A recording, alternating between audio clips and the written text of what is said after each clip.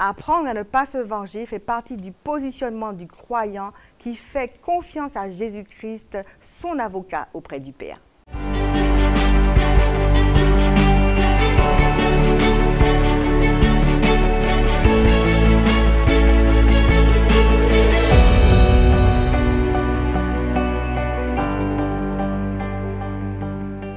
Bonjour à chacun d'entre vous. Aujourd'hui, je vais vous encourager à apprendre à ne pas vous venger. Oui, se venger, c'est un sentiment qui déplaît au Seigneur. Mais on a tous vécu ces choses où on subit un préjudice, une offense, une oppression, quelque chose qui nous fait souffrir, qui nous fait mal. Et tout de suite, la pensée de se venger monte. Qu'il n'en soit pas ainsi au milieu de nous. Nous, les croyants, nous devons apprendre à ne pas nous venger. Et toi qui m'écoutes, qui n'es pas encore croyant, considère que ce positionnement est salutaire pour ta vie tout entière.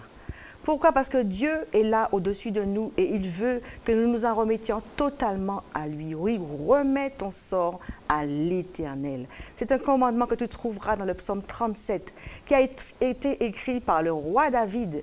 Il avait beaucoup d'ennemis. Saül, ses enfants et d'autres encore. Mais il a compris qu'il fallait qu'il remette son sort à l'Éternel. Le psaume 37, que je t'encourage à lire à la maison, tu verras, est rempli de conseils justement pour apprendre à ne pas te venger. On va juste lire deux versets, le verset 5 et le verset 6 qui décrivent « Recommande ton sort à l'Éternel, mets en lui ta confiance et il agira. » Il fera paraître ta justice comme la lumière et ton droit comme le soleil à son midi. Tout est dit. Recommande ton sort à l'Éternel. Il est là, il voit la souffrance de son serviteur, il voit la souffrance de sa servante et il est capable de déléguer des anges immédiatement pour te rendre justice. Quelquefois, on a envie d'avoir des réactions intempestives. Non, réfrène-toi, retiens-toi. Et le Seigneur le sait très bien. Ces réactions intempestives, il faut qu'on les bannisse. La preuve, c'est qu'il t'a dit que si on te frappe sur la joue droite, tends la joue gauche. Ce n'est pas facile à entendre comme passage. Cette parole est dure à entendre. Quelquefois, on te marche sur le pied, tu as envie tout de suite de réagir. Non, apprends à ne pas te venger. Tends la joue gauche.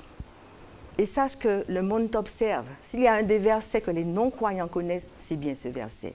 Parce qu'ils observent, ils vont regarder si cet homme, cette femme est croyant.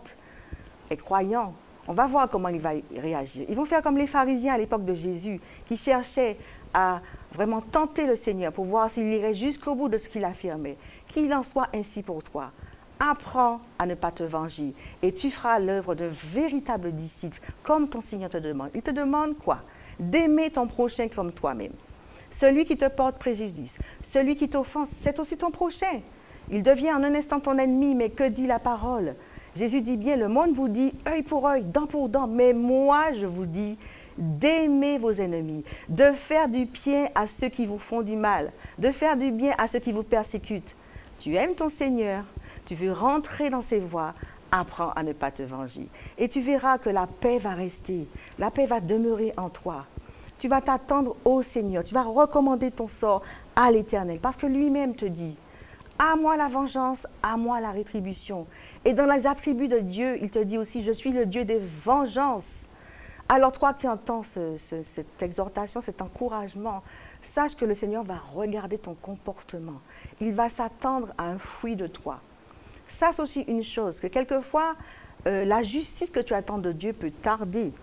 Ça peut prendre un jour, une semaine, un mois, un an, 10 ans, parfois 20 ans.